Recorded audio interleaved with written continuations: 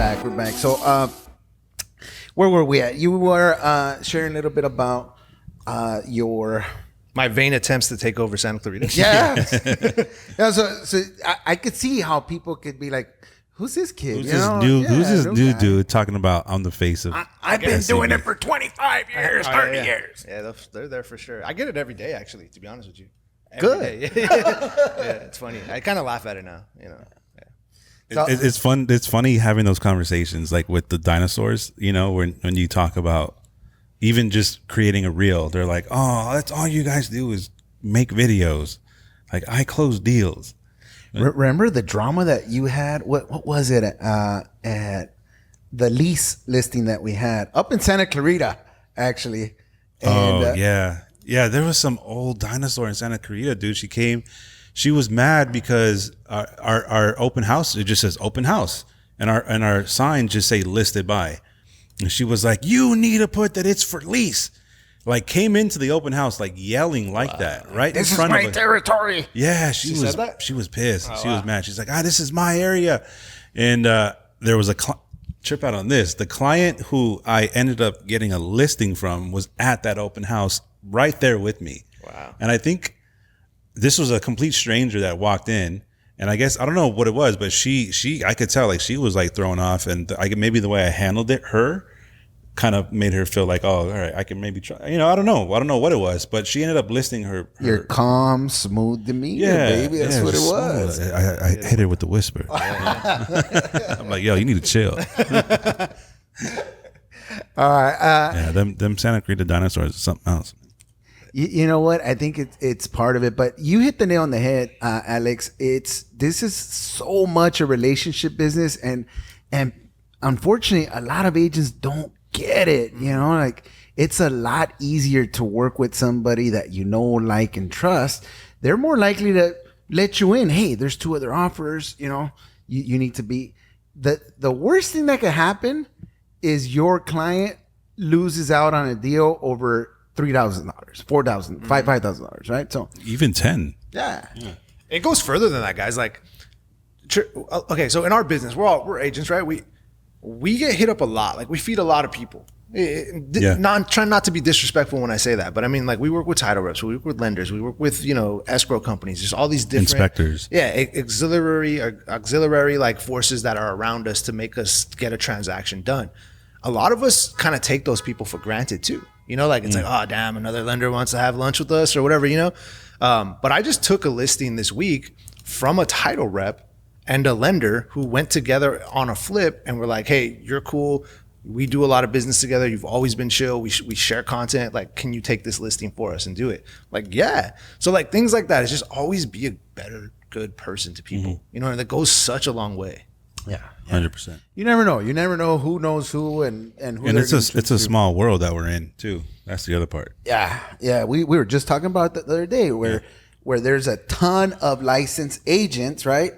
But it's a very small community of the people that actually do something, right? It's the 80-20 rule, right? So 20% of the licensed agents are doing 80% of the volume. So there's a lot of, especially now. I want to get your take on August 17th and the NAR settlement, and what does that mean for buyers and and us representing them. Is it a good thing or are we getting kind of nervous? I don't have a hot take for that.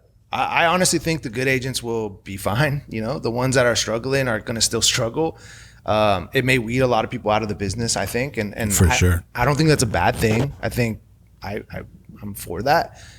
As I told you, when I got my license, I was listening to my wife have conversations, and I'm like, a lot of these guys are dumb, and that's me not knowing the business, just hearing, right? So as you get in the business, you realize, oh man, like these people really should not be doing what they're doing. They're doing it for the wrong reasons. They're cutting corners. Right. They're treating people like trash. So like people like that, I don't think they're going to survive in this business, and that's a good thing. That's a positive thing, It sucks that they might possibly lose their job, but there's other jobs they can get, This is a saturated market. 100%. No, yeah. I think our broker, shout out to Harut, he's been preaching that for the last 6 months, like, this is a great thing. This is a fantastic thing because we're not going to have to compete with, hey, Clemente, Josh, I love you, but my niece just got her license. Yeah, she's a full-time teacher, but I got to give it to my niece. No, no, this is one of those things where it's gonna be. I'm a big WWF fan. Okay, like Macho Man Randy Savage used to say, "The cream of." You said it better. The cream of the crop. The cream of the crop is gonna rise to the top. Yeah, for sure. Yeah. And if you can't even negotiate your commission, how are you gonna be able to negotiate a $900,000 deal or $1 million deal? Yeah.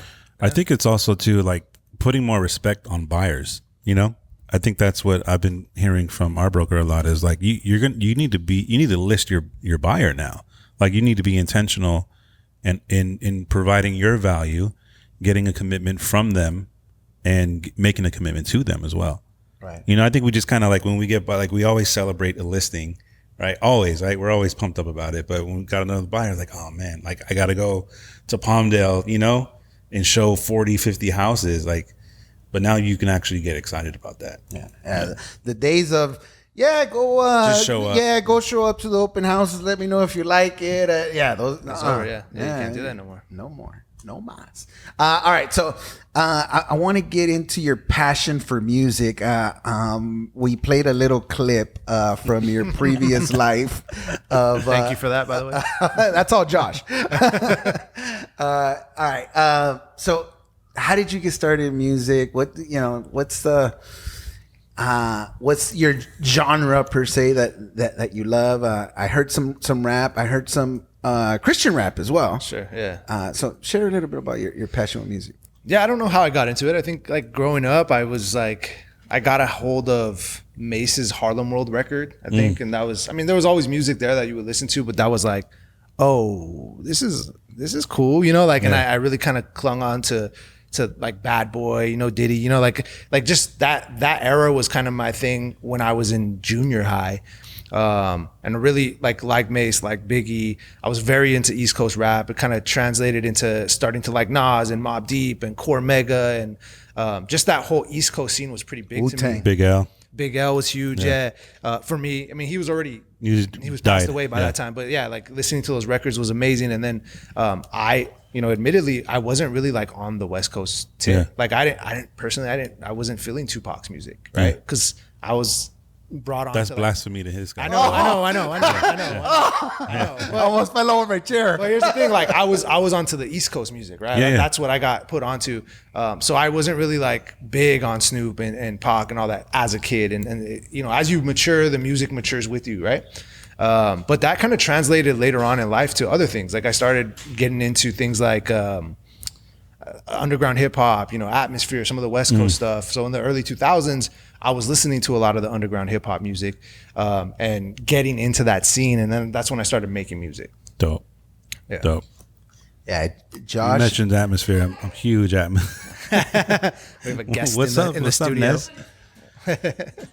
I got busted. So I'm opposite. I came up like on those early DJ Quick, Dog Pound. Like that was all like my favorite stuff. That's right. But but I feel like in everything I do, it always makes me like search more. So then I got into all the East Coast OGs, and then I got, so back in when did Ready to Die come out? No, that was, when was Life After Death came out in 97, right? Yeah. It was right after his death. Yeah. I got busted at that record store in the San Fernando Mall. It's where T-Mobile is now. It was like an offshoot of the Warehouse. Remember the Warehouse music? Yeah. But I got busted stealing that tape, that CD. No. And they took my picture in there. I don't know. Do not let this guy in. Don't let him come back in. But I got busted stealing the Life After Death. So for me, like trying to get that music in, I grew up in Sylmar, right? Yeah. So like trying to get that music in Sylmar as a teen was tough. So I remember going to the Warehouse on Glen Oaks, and they didn't have it. Like I would dig through everything looking for like obscure records that I maybe didn't know, but the covers looked dope, and I was like, oh, that's how I would put myself onto stuff. But like they didn't have the Big L lifestyles of Right. the Poor and Dangerous. So Yeah. like I would go in there and I would make special orders. I'd be like, "Hey, can I special order this?" I had to wait like 3 weeks for them to ship the CD over, and you know, so like, I used to work there. oh, did you? Yeah. Okay, cool, Yeah. cool. That was Yeah, one of my favorite jobs, working at the warehouse. rest in peace, the warehouse. Yeah. Life before the internet. Oh man, dude, I was telling my kids the other day, like September 11th, right? By the way, do your kids like joke about 9/11? Like, Nah.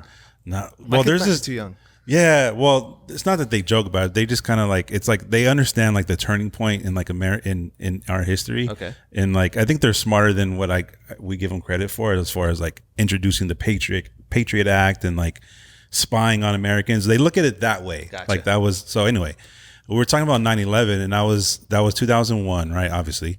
And Jay-Z, The Blueprint came out, and POD's Satellite came out, their second major release. My dad comes in my room like, "Yo, we're under attack." Right? I'm like 18 years old, whatever it was. I'm like, "Oh, word." All right, cool. I gotta go to the warehouse. I went to the warehouse on 9/11, and I picked up Blueprint and the new POD record. Wow. That's how much I love music back, as a kid. Show off the tat. Has Alex seen Oh it? yeah, I mean everybody knows I'm a huge Doom fan. I was telling my kids my next I'm gonna do a bunch of hip hop inspired tats. My next one's gonna be Godson, Cross the Belly. Prove you lost already. You're actually gonna do it. Oh yeah. Okay. Oh yeah. Nice. That's major. Major. Is that the best diss record of all time in your opinion?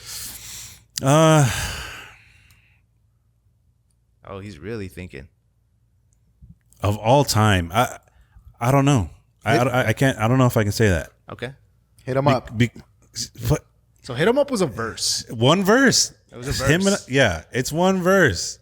It's one verse. It was a big record for sure, but it was one verse with some like help. You know what I mean? Yeah. Who's your favorite diss record? Oh, my favorite diss record.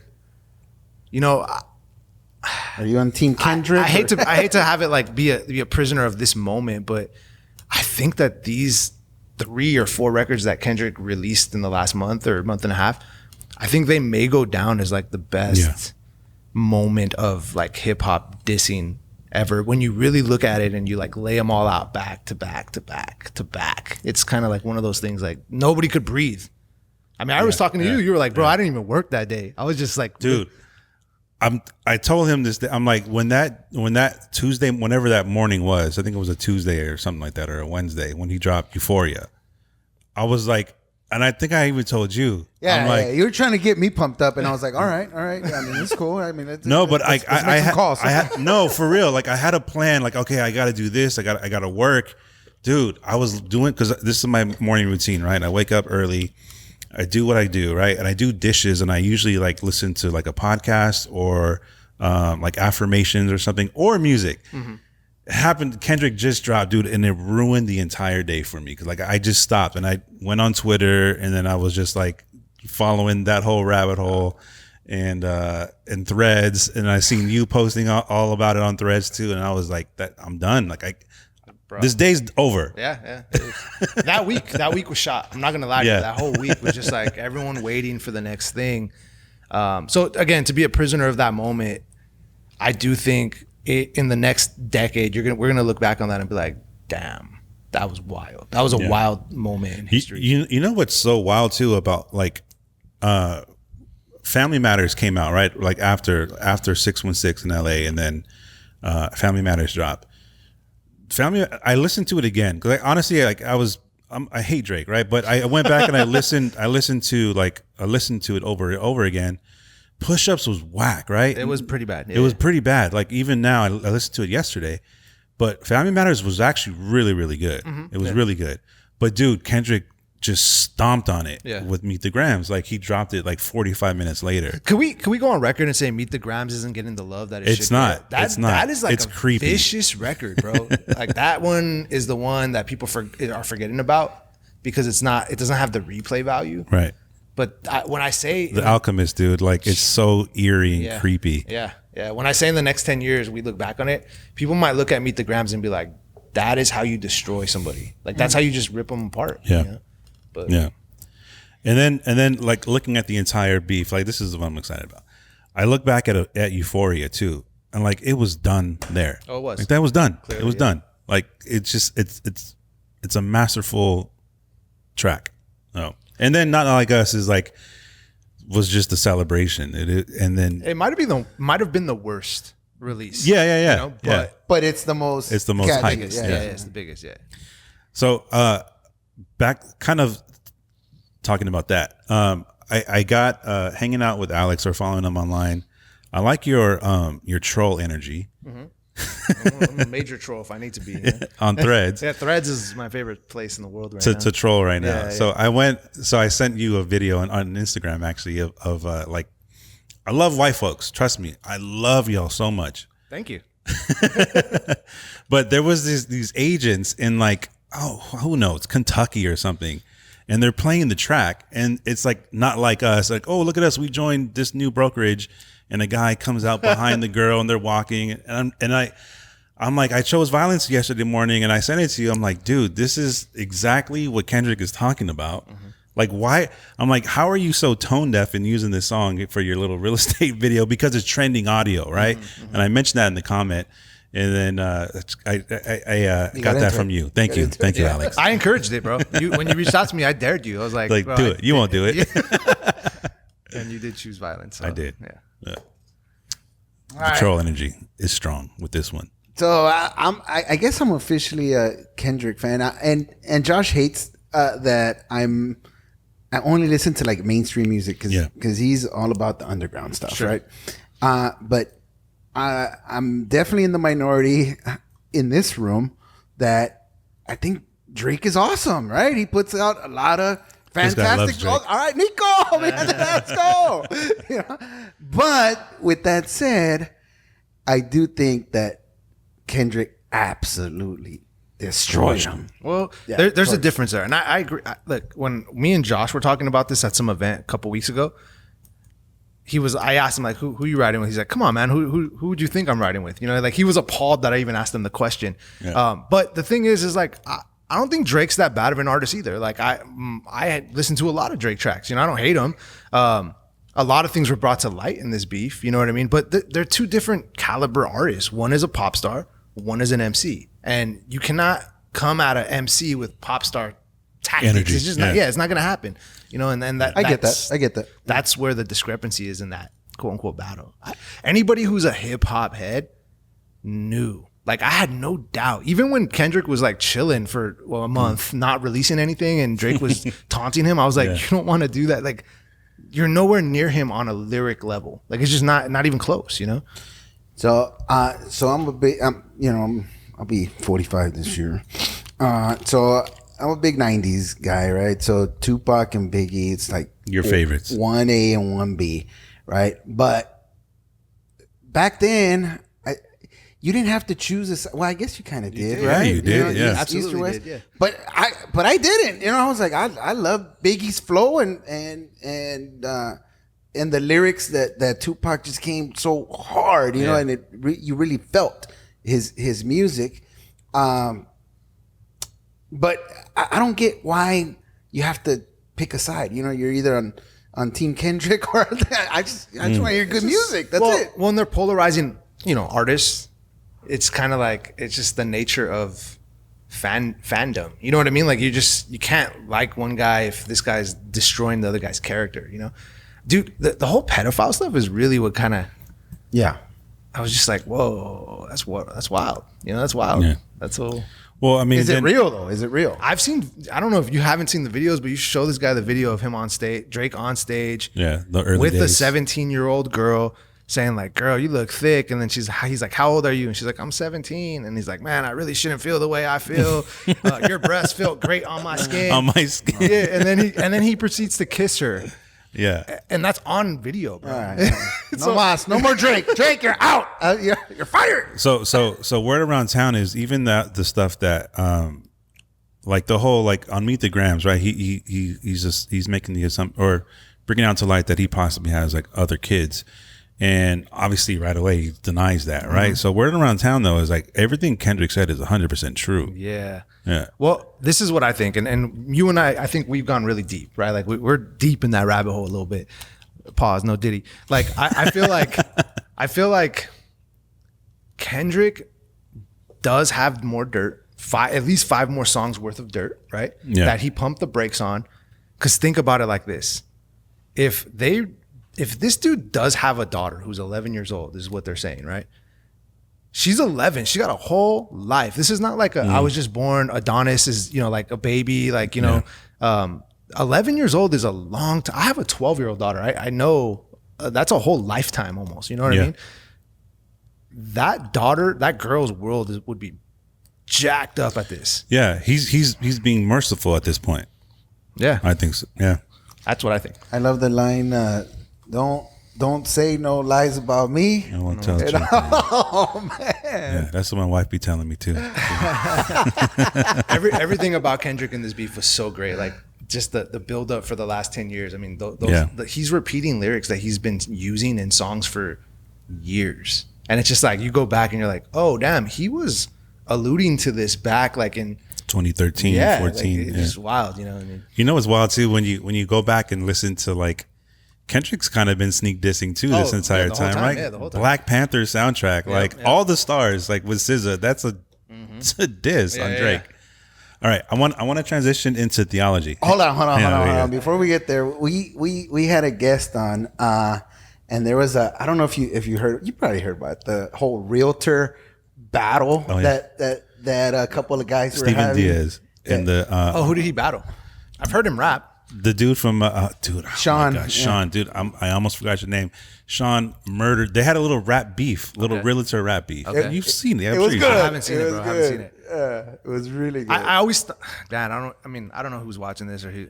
I just feel like it's super gimmicky. You know what I mean? Like, of course it is. 100%. 100% it's gimmicky. But 100% that Steven is a complete gimmick, right? I was already like, this dude is so corny. I'll watch him, by the way. I'll watch for sure bro. You'll watch him. But this dude in Florida, Sean, we had him on the podcast too. Okay. Completely watched him, like recreated like the Hit 'Em Up video. But he's an incredible rapper, right? Okay. He's just not popular. Right. Yeah. And I think that's the biggest thing is like people think, oh, because you're popular, you have, 200,000 followers, you must be better. The difference is he closes deals. The other homie, you're not going.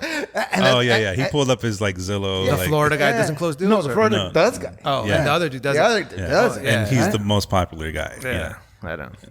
It is what it is. Kendrick. Yeah. But that's my thing. That's my whole like everything about me is about that. Like We're on overtime right now, but I want to hear your thoughts on the future. Where do you see yourself in the next 3 to 5 years? Where does your business go? What are you excited for it? Yeah. I'm trying to double down right now. That's my goal. Going into this year, I've been kind of stagnant at about 24 to 26 transactions every year since I started, right? For the 2 years that I've been doing it. I went into this third year saying, all right, I want to at least get to 40. I don't know. We might get there. It's picking up right now. But I would love to just keep doubling down. 5-year goal, I would love to be, like 5 years from now, I would love to be the top 5 agent in Santa Clarita.